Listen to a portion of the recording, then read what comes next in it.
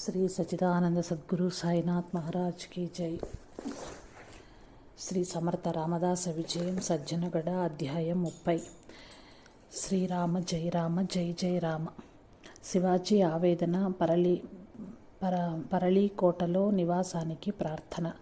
విద్యాసాగర. ఒకసారి శ్రీ సమర్థుల వారు కళంబా గ్రామం ప్రక్కన గల అడవిలో కొండ గుహల వద్ద ఉన్నారని వెతుక్కుంటూ వచ్చారు శివాజీ. శ్రీ సమర్థుల పాదపద్మాలకు నమస్కరించారు. విజయోస్తు అని శ్రీ సమర్థులు దీవించారు. ఏమిటి శివబా, ఏమి విషయం, ఎలా వచ్చావని ప్రశ్నించారు. గురు మహారాజ్, తమ దయ కొరకు వచ్చాను అన్నారు రాజావారు. నీవు శ్రీరామ నామస్మరణం చేస్తున్నావు. నీ బరువు బాధ్యతలన్నీ శ్రీరామచంద్రులు చూచుకుంటారు. నీవు ఎటు వెళ్ళినా రఘువీరుడు నీకు విజయ పరంపరలను చేకూర్చుతూ ఉన్నారు. ఇంకేం కొరత ఉన్నది అని సమర్థులు పలికారు.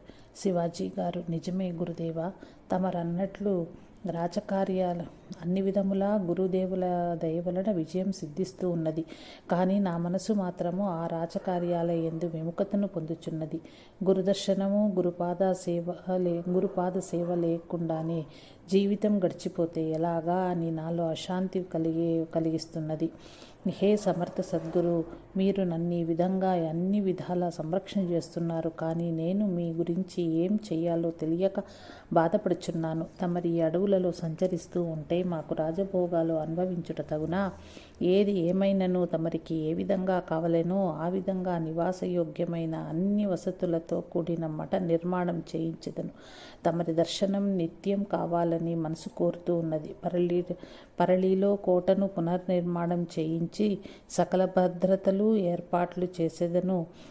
తమరు కనుక అచ్చుట నివసించే పక్షంలో మా కోరిక నెరవేరుతుంది.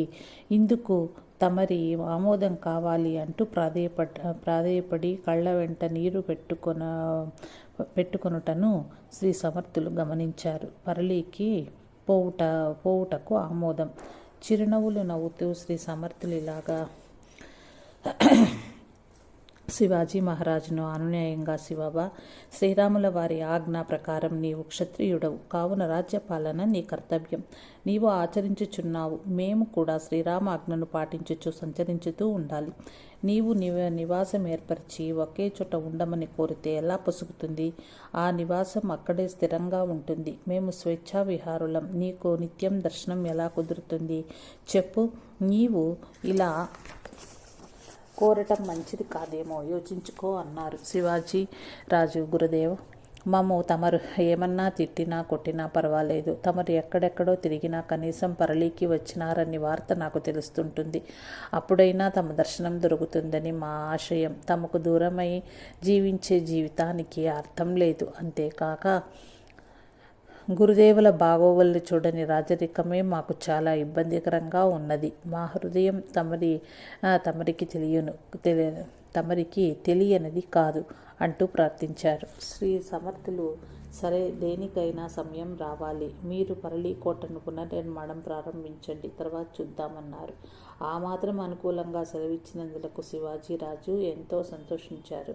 వెంటనే కోట వద్ద పనులు ప్రారంభింపచేశారు. సతారాకు 8 మైళ్ళ దూరంలో పరళీకోట ఉన్నది. అక్కడ నివాస భవనాలు ఏమీ లేనందున భవన నిర్మాణము ప్రారంభించారు. హఠాత్తుగా శ్రీ సమర్థుల వారు అక్కడ ప్రత్యక్షమై ఎక్కడెక్కడ ఏ వసతులు చేయాలో చెప్పారు.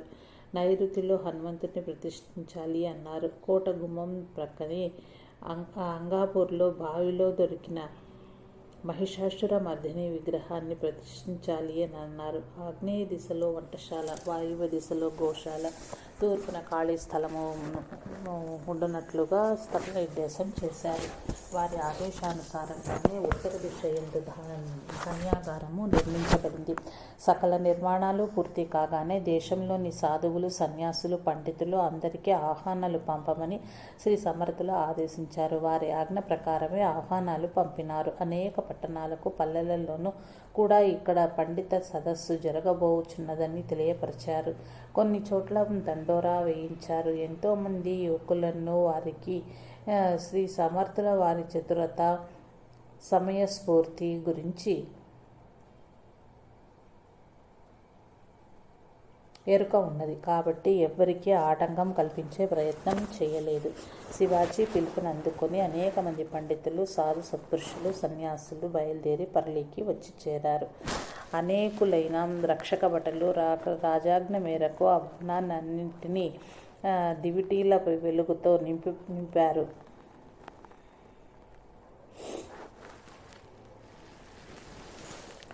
మామిడాకుల తోరణాలతో, రంగురంగుల పూమాలలతో అలంకరించారు. అన్ని విధముల బందోబస్తులు చేసి శివాజీ రాజు ఎంతో తృప్తి చెందాడు.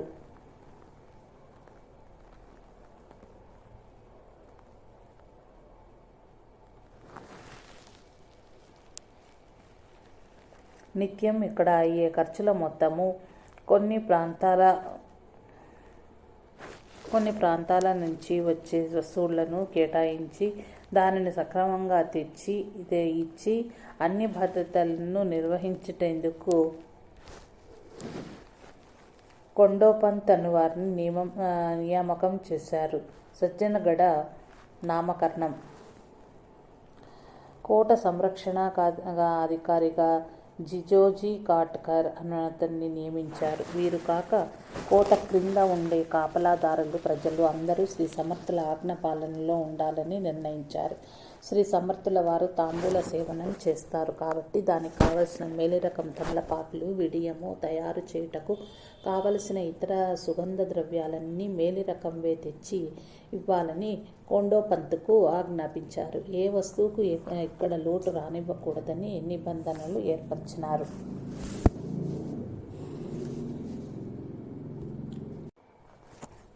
విద్యాసాగర దూర ప్రాంతాల నుంచి వచ్చిన సాధు సత్పురుషులందరికీ ఘనమైన స్వాగత సత్కారాలు జరిపించారు. పండిత సదస్సు, కీర్తనలు, భజనలు, వేదాంత బోధనలతో దేశ రాజకీయ పరిస్థితుల చర్చలతోనూ కోట మారుమ్రోగింది. శివాజీ మహారాజునే అధ్యక్షులుగా శ్రీ సమర్థులు నిర్ణయించారు. అనేక మంది దేశ ప్రముఖులు, హిందూ మత రక్షణ కొరకు పాటుపడే కార్యకర్తలు, శ్రీ సమర్థుల వారి శిష్యులు అందరూ కూడా వచ్చి సభలో పాల్గొన్నారు. ప్రతిరోజు 1,00,000 మందికి భోజనము, ప్రతి వానికి ₹1 దక్షిణగా ఇమ్మని గురువాజ్ఞ అయింది. పండిత సదస్సులో వామన్ శాస్త్రి, శ్రీ రంగనాథ స్వామి నిగడి, శ్రీ జయరామస్వామి వడ్గాం, నింబర్ రాజా, వేణుబాయి, అక్కాబాయి, కళ్యాణ్, ఉద్ధవ్ మొదలైన వారందరూ సంతోషంగా పాల్గొని నిత్యము శ్రీరామ ప్రభువును, శ్రీ సమర్థుల కీర్తిని, మహారాష్ట్ర దేశమును, శివాజీ ధర్మరక్షణ విధానమును కీర్తిస్తూ అభంగాలు గానం చేశారు. ఆ విధంగా సజ్జనగడ ఉత్సవం 1 నెల పాటు జరిగింది. కావుననే సజ్జనగడ అనే సార్థక నామం ఏర్పడింది. శివాజీ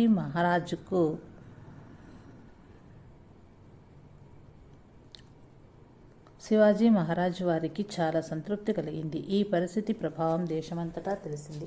పరిస్థితులలో కొన్ని కీలకమైన విషయాలు చర్చించబడ్డాయి. ముఖ్యంగా మహారాష్ట్రంలో గో, బ్రాహ్మణ, స్త్రీ, బాల, వృద్ధులకు ఎటువంటి హాని కలగరాదని, శాంతికి భంగం కలగకూడదని, సంఘ విద్రోహ చర్యలు కానీ ఆలోచనలు కానీ ఎవరైనా చేస్తూ ఉంటే వెంటనే నిరభ్యంతరంగా శివాజీ మహారాజు వారికి తెలియచేయాలని నిర్ణయం తీసుకోనబడింది.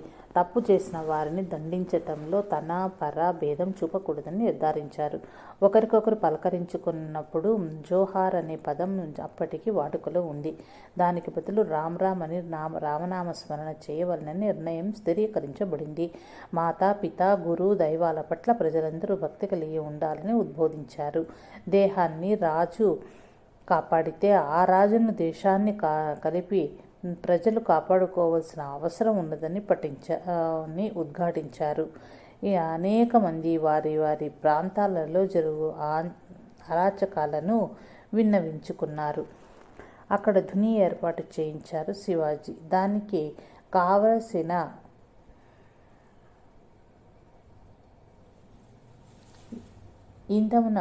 ఇంధనమునకు కూడా వెంటనే ఏర్పాట్లు జరిగాయి.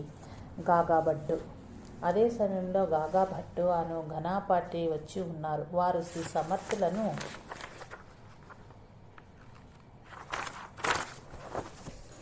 ఏకాంతంలో కలిసి వారికి క్షమాపణలు చెప్పుకున్నారు.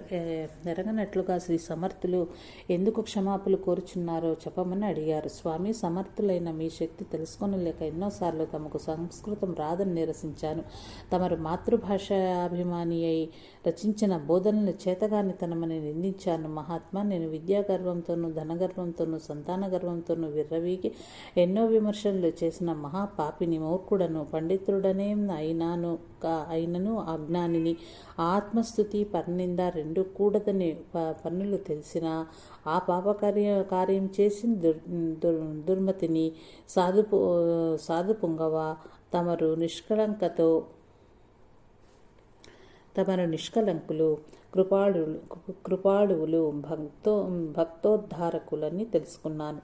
నన్ను అనుగ్రహించి నా దుర్గుణములను రూపుమాప సమర్థులు తమరే. అన్యథా శరణం నాస్తి, త్వమేవ శరణం మమ. గురు మహారాజ్ నా తప్పులను క్షమించే వరకు తమ పాదములను వదలనని పద్మములను పట్టి ప్రార్థించాడు. శ్రీ సమర్థులు అతనిని అనుగ్రహించారు.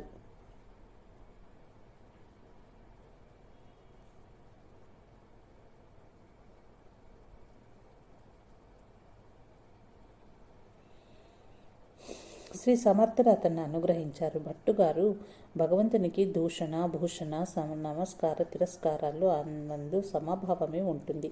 ఆయా కర్మలు చేసుకున్న వారికే చెందుతాయి. అదేవిధంగా సాధువులైన మాకు ఇవన్నీ లెక్కలోనివి కావు. మేమొక సామాన్య రామదాసులము. అందరికీ శ్రీరాముడే రక్షకుడు. అన్నింటికీ ఆయనే కర్త, భర్త, హర్త. మీరు పశ్చాత్తాపం చెందినారు కావున పరిశుద్ధులైనారు. ముందు జీవితమంతయు పొరపాట్లు జరగకుండా జాగ్రత్త పడండి అని హితవాక్యాలు చెప్పారు. గాగాబట్టు అష్టసాత్విక భావాలు ఒక్కసారిగా ఉప్పొంగి కొంత తన్మయుడే నిలిచాడు. ఇటువంటి సమర్థ గురువు ఉండబట్టే శివాజీ ఈ విధమైన దివ్య కార్యక్రమాన్ని నిర్వహించగలిగాడని తలచి కృతజ్ఞతలు చెప్పాడు. తర్వాత సదస్సు పూర్తి అగు వరకు ఉండి తన భావనలను వ్యక్తీకరిస్తూ శ్రీ సమర్థులను సంస్కృత శ్లోకాలలో కీర్తించారు. ఆ రోజు నుంచి అక్కడ ఉన్నన్ని రోజులు వామన పండిత్తో పాటుగా దాసబోధకు పారాయణం చేయుట, అందులోని విశేషాలను విశ్లేషించి 10 మందికి అర్థమయ్యేలాగున విశదీకరించుట చేసేవాడు. ఈ సదస్సు ఈ విధంగా జరుగుతున్న సమయంలోనే శివాజీ మహారాజు వారి అంతఃపుర స్త్రీలు, పిల్లలు కూడా వచ్చి సద్గురుని దర్శనం చేసుకుని దీవెనలు పొంది వెళ్ళారు. చుట్టుప్రక్కల గ్రామవాసుల ద్వారా ఈ విషయం తెలిసిన ప్రతి వారు స్పందించి మహాత్ముల దర్శనం కొరకు అష్టకష్టాలు పడి చేరుకున్నారు. మధుకర్ను బెదిరించిన జోషి గారు కూడా వచ్చి శ్రీ సమర్థుల వారి సామర్థ్యాన్ని శ్లాఘించారు. సతీబాయి భర్త బాజీపంతు, వారి పుత్రుడు భీమాజీ టాకలి మాహుళి గ్రామస్తులే. ఆంగపూర్ ప్రజలు, బాహే గ్రామవాసులు, ప్రత్యేకించి శ్రీ సమర్థులు ఎక్కడెక్కడ హనుమాన్ ప్రతిష్టలు చేసినారో అన్ని ప్రదేశాల వారును అక్కడికి వచ్చి దర్శించుకున్నారు. శ్రీ సమర్థులు ఎప్పుడూ కొండలు, కోనలు, అడవుల్లో ఉంటూ వారి దర్శనం లభించడం దుర్లభం.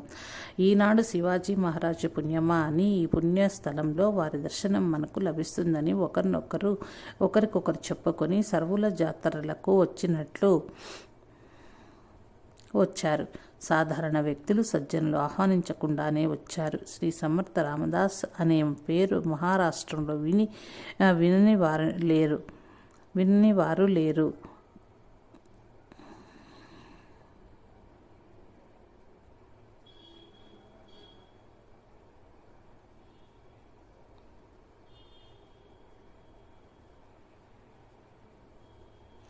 కానీ వారెలా ఉంటారో తెలియని వారు చాలామంది ఉన్నారు. వారందరికీ ఇప్పుడు వెనలేని సంతోషం కలిగింది. శివాజీ గురుభక్తిని, శ్రీ రామదాస స్వామివారిని అందరూ మనసారా కీర్తించారు అని ఆ రకమైన దివ్యమైన భవ్యమైన ఉత్సవం జరిగినప్పుడు ఆ ప్రదేశానికి అందరూ కలిసి సజ్జనగడ అని నామకరణం చేశారు. ప్రజలు వారి పొలంలో పండిన పంటలను శ్రీ సమర్థుల వారి కన్నదనానికి సమర్పించే నెపంతో కొందరు వస్తువులను తయారు చేయు చేతి పనివారలు కష్టపడి కొన్ని వస్తువులను వారికి సమర్పించేందుకు మరికొందరు వచ్చేవారు. ఈ రూపంగా శ్రీ స్వామివారి దర్శనము రాజావారి దర్శనము చేసుకుంట తమ కొరతలను గురుసన్నిధిలో నివేదించుట చేస్తూ ఉండేవారు. వారి సమస్యలకు తగిన పరిష్కారము పొందుచుండేవారు. కొందరైతే రాజుగారికి శ్రీ సమర్థుల మాట అంటే వేదవాక్కు అని తెలుసుకున్నారు. కావున తమ గ్రామాలకే ఏదైనా 10 మందికి ఉపయోగపడే పనులు రాజుగారితో కావలసినవి ఉంటే వచ్చి శ్రీ సమర్థులకే విన్నవించుకునేవారు. శ్రీ సమర్థులేమో వారికి హామీ ఇచ్చి రాజావారితో, శివబా, రాజువు నీవు కాకుంటే వారి యోగక్షేమాలు ఎవరు చూస్తారు? నీవు వారికి మేలు చేస్తే నాకు సేవ చేసినట్లే అనే భావిస్తాను. ఈ ప్రజలంతా నీకు ఎలా బిడ్డలో నాకు కూడా అలాగే బిడ్డలు కదా అని బోధించేవారు. వెంటనే రాజాగారు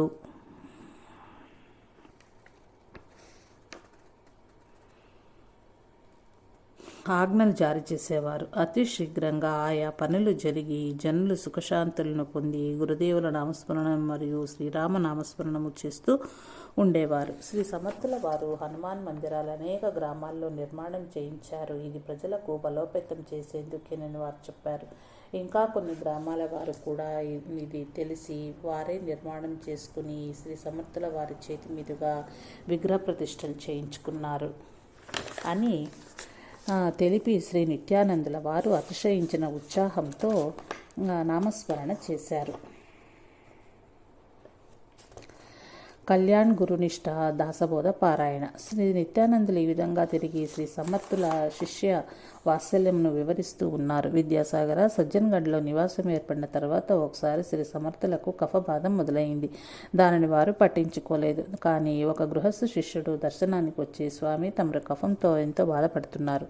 ఇది కేవలం కొండపైన నిల్వ నీటిలో స్నానం చేసి ఆ నీరు త్రాగటం చేత అని నా భావన. పారేటి నది మీరు త్రాగితే ఉపశమనం లభిస్తుంది అంటూ సలహా ఇచ్చాడు. స్నానం కూడా ఈ నీటిలో చేయవద్దు అన్నాడు. వెంటనే కళ్యాణ స్వామి, గురుదేవ తమరు ఆజ్ఞ ఇవ్వండి, నేను కిందకు నుంచి నీరు తెస్తాను అన్నాడు. శ్రీ సమర్థులు, వద్దులే కళ్యాణ్, కింద నుంచి నీరు తీసుకురావడం అంటే మాటలా? నీకెందుకంత శ్రమ? కాస్త ఓర్చుకుంటే అదే తగ్గిపోతుంది. ఈ నీరే అలవాటు పడిపోతుంది శరీరానికి అన్నారు. కళ్యాణ్, అలా వద్దు, తమరు బాధపడితే మేము చూడలేము అంటూ కావడికి 2 వైపులా 2 గుండిగలు వేసుకుని చేతిలో మరొక బిందె తీసుకుని కొండ దిగిపోయి నీరు మోసుకొని వచ్చి గురువుగారికి స్నానం చేయించేవాడు. మిగిలిన శిష్యులందరికీ నీరు తెచ్చే సేవ తమపై పడుతుందనే భయం పట్టుకుంది. ఇంతలో శ్రీ సమర్థులు, కళ్యాణ్, నా కొరకు నీవింత శ్రమ పడుచున్నావు కాబట్టి నేను విధించినట్లుగా ఆహారం నువ్వు తినాలి అన్నారు. వంటశాలలో ఉన్న శిష్యులను పిలిచి, మన సోదరుడు కళ్యాణ్కు ప్రత్యేక ఆహారం ఇవ్వాలి. కింద నుంచి నా కొరకు ఇన్ని నీళ్లు మోసుకొస్తున్నాడు, చూస్తున్నారు కదా, ఏమిటో అతని పిచ్చి ప్రేమ, నాకేం కాదులే అంటే మీలాగా ఊరుకోడు. ఇతనికి నానబెట్టిన శనగలు మొలకెత్తించినవి 4 సేర్లు, సేరున్నర బెల్లము ఉదయాన్నే ఉపాహారంగా ఇవ్వండి. మధ్యాహ్నం తినగలిగినన్ని రొట్టెలు, అన్నము, పావు సేరు నెయ్యి, కూరలు అన్నీ పెట్టండి. ఆ విధంగా అతని శరీరాన్ని మనం సంరక్షించకపోతే పని జరగదు కదా అని వారికి చెప్పి కళ్యాణ్తో, నీవు ఇవన్నీ తిని మరీ కిందకు వెళ్ళు అని చెప్పారు. నీవు తినే ముందు వాటిని బలభీముడైన హనుమానుకు నివేదన చేసి తిను అని మళ్ళీ సలహా ఇచ్చారు. సరే, తమరు చెప్పినట్లే చేస్తానన్నాడు కళ్యాణ్. అప్పుడప్పుడు గారెలు, బూరెలు కూడా పెట్టిస్తుండేవారు. ఇతర శిష్యులంతా ఈర్ష్య పడసాగినారు. అతనికి చాటుగా పప్పు సిద్ధయ్య అని నామకరణం చేశారు. కళ్యాణ్ తన ధోరణిలో తాను సేవ చేసుకుంటూ పోతున్నాడు. సకలము గమనిస్తున్నారు శ్రీ సమర్థులు. ఒక రోజున శివాజీ మహారాజు గురుదర్శనానికి వచ్చారు. వారి ముందే నీళ్ల కావిడితో కళ్యాణ్ కింద నుంచి వచ్చి చేరారు. శ్రీ సమర్థులను దర్శించి పాదాభివందనం చేయగా ఆశీర్వదించి కుశలం అడిగారు. శివాజీ గురుదేవుల ఆశీర్వాదంతో మేము కుశలమే. తమరికి ఆరోగ్యం బాగోలేదని వింటున్నాను అన్నారు. ఈ శ్రీ సమర్థులు శివాజీతో మీ సాధన ఎలా సాగుతూ ఉంది, ఏమైనా ఆటంకాలు వస్తున్నాయా, నియమభంగం కాకుండా చక్కగా చేస్తున్నారు కదా అంటూ ప్రశ్నించారు. శివాజీ తలదించుకుని, గురుదేవ, రాజకార్యాల సందడిలో సాధన సరిగా సాగటం లేదు. నేను ఇక్కడికే వచ్చి సాధన కొనసాగించుదామనని, దానికి తమరి అనుమతి కావాలని కోరుకుంటున్నాను అన్నారు. శ్రీ సమర్థుల వారు పెద్దగా నవ్వి, నీవు ఇక్కడికి వచ్చి సాధన చేస్తావా? ఇక్కడ సాధన అనేది ఎవ్వరు చేయటం లేదు. నీవు సకలము చక్కగా సమకూర్చినావు కదా, ఆ చక్కగా అన్ని పదార్థాలు వండుకోవటం, తినటం, తిన్నదరిగేదాకా చర్చలు చేయటం, కొంచెం సేపు మాత్రం దాసబోధ పారాయణం చేస్తున్నారు. ఇదిగో ఈ కళ్యాణ్ ఉన్నాడంటే సాధన అనేది లేదు. ఏదో ఒక పని చేస్తూనే ఉంటాడు. మొద్దు పనులంటే వాడికి ఇష్టం. క్రింద నుంచి నీరు తెస్తాడు, నా కోసం, వద్దన్నా వినటం లేదు. ఇంకా వీళ్ళే నయం, దాసబోధన చదువుతారు, ఆచరణలోనైతే పెట్టారులే, అయినా చదువుతారు కదా చదువుతారు కదా అని ఎదురుగా ఉన్న ఒకతన్ని, నీవెన్నిసార్లు దాసబోధ పారాయణం చేశావని అడిగారు. అతడు 11 సార్లు చేశాను అన్నాడు. అబ్బో, 11 సార్లే, చాలా బాగా చేశావు అనగానే మరొక ఆయన, అదేమిటండి, నేను 111 సార్లు చేశాను గురువుగారు అన్నాడు. ఆహా, ఏం నా భాగ్యం, ఎంత గొప్ప శిష్యులో చూచావా శివాజీ అంటుంటే మరొక శిష్యుడు, తమరడగలేదని చెప్పలేదు కానీ నేను 1111 సార్లు చేశానండి అన్నాడు. శ్రీ సమర్థులు, ఆహా, ఈ రోజున శివాజీ నీ మూలంగానే నాకు ఈ విషయం తెలియవచ్చింది. ఎంత సుదినం ఈ దినం. దాసబోధను ఆ విధంగా ఇందరు పఠిస్తున్నారంటే అదృష్టం మాదే కదా అన్నారు. ఆ బోధన చెప్పిన వాడిని నేనే అయినా అదేమిటో నాకే గుర్తుకు రావటం లేదు. ఎన్నిసార్లు పారాయణం చేస్తున్నారు కాబట్టి నాకన్నా మీరే గొప్ప అని చెప్పుచు ఒక సమాసంలోని ఒక శ్లోక భాగాన్ని అంతః బారనవే చిమన్ కష్టి హోతి ఇతరజన్ అని చదివి దాని తర్వాత ఏమిటి చెప్పండి అని అక్కడి వారిని అడిగారు. అక్కడున్న వారంతా ఒకరి ముఖాలు ఒకరు చుచ్చుకున్నారు. శ్రీ సమర్థులు, అదేమి మీరంతా హేమీలు 111 సార్లు 1111 సార్లు పారాయణం చేశారుగా అన్నారు. అందులో ఒకతడు, అదేదేనండి గురువుగారు, గొంతులో ఆడుతూ ఉంది కానీ నోట్లోకి రావటం లేదన్నాడు. మీలో ఎవరికి గుర్తు రావటం లేదా? నాకే గుర్తు రాలేదంటే మరి మీరు అంతకంటే అన్యాయం. అంతలో ఒక ఆయన, కళ్యాణ్ని అడగండి గురుదేవా అన్నారు. కళ్యాణ్, అతడు అసలే పారాయణం చెయ్యడు, అతడేం చెప్పగలడు? సరే, అయినా పిలుద్దాం. ఒరే కళ్యాణ్ అని ఒక పెద్దగా కేక వేశారు. గురువుగారి గది హావు పేడతో అలుకుచున్న కళ్యాణ్ పేడ చేతులతోనే పరిగెత్తుకొని వచ్చాడు. నిలబడి, గురుదేవా, ఎందుకో పిలిచారన్నారు. కళ్యాణ్, ఓరి నీ అవతారం చూచుకో రాజుగారన్నారు. గురువుగారు ఉన్నారు. ఎలా ఉంటే అలా రావడమేనా? పోయి చేతులు కడుక్కొని రాకూడదా అని అన్నారు. విద్యాసాగర, గురువులు పిలిస్తే శిష్యులు ఎలా ఉన్నా వారు అలానే రావాలి, అదే అసలైన పద్ధతి. కళ్యాణ్ పోయి చేతులు కడుక్కొని వచ్చి, మహారాజ్ చెప్పండి ఏం చేయాలో అన్నారు. శివాజీ వంక తిరిగి, చూచావా, వీడికి అంతసేపు పని రంధే గాని జ్ఞాన విజ్ఞాన అక్కర్లేదు అని. కళ్యాణ్, మనుగడ మీద పప్పు సిద్ధయ్య అనే వ్యక్తి ఉన్నాడు.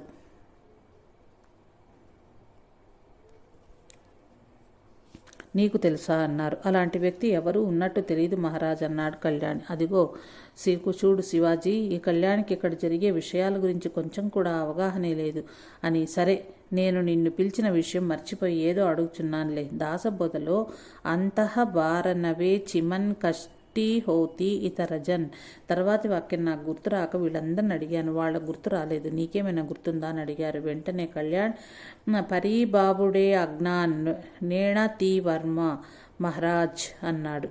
ఇది ఏ దశకంలోనిది, ఎన్నో సమాసంలోనిది చెప్పగలవా అని అడిగారు. గురు మహారాజ్, ఇది 7వ దశకంలో 10వ సమాసంలో 27వ ఓవిగా వ్రాసామని సమాధానం చెప్పాడు. గురుదేవులు ఏది ఆ సమాసం తీసి చూడమన్నారు. అందరూ చూచి సరిగానే ఉన్నదన్నారు. అప్పుడు శ్రీ సమర్థులు కళ్యాణ్తో, నీవు దాసబోధ ఎన్ని పారాయణలు చేశావేమిటి అని అడిగారు. అప్పుడు తమరు చెప్తుంటే రాయటమే గాని నాకు తిరిగి పారాయణకు సమయం ఎక్కడిది మహారాజ్ అని చేతులు జోడించాడు. శివాజీ, చూడు వీడేనట పప్పు సిద్ధయ్య అంటే. ఎవడు విశ్వరూపంగా గురువుని గుర్తించి సేవిస్తాడో, అహంకారానికి దూరంగా ఉండి మానవమానాలను సహిస్తుంటాడో, పరమార్థతత్వాన్ని ఆకళింపు చేసుకుని సమర్థుడై ఉంటాడో వాడే పప్పు సిద్ధయ్య. ఏమంటావు శివాజీ? చూచావుగా ఇక్కడి వారి సాధన.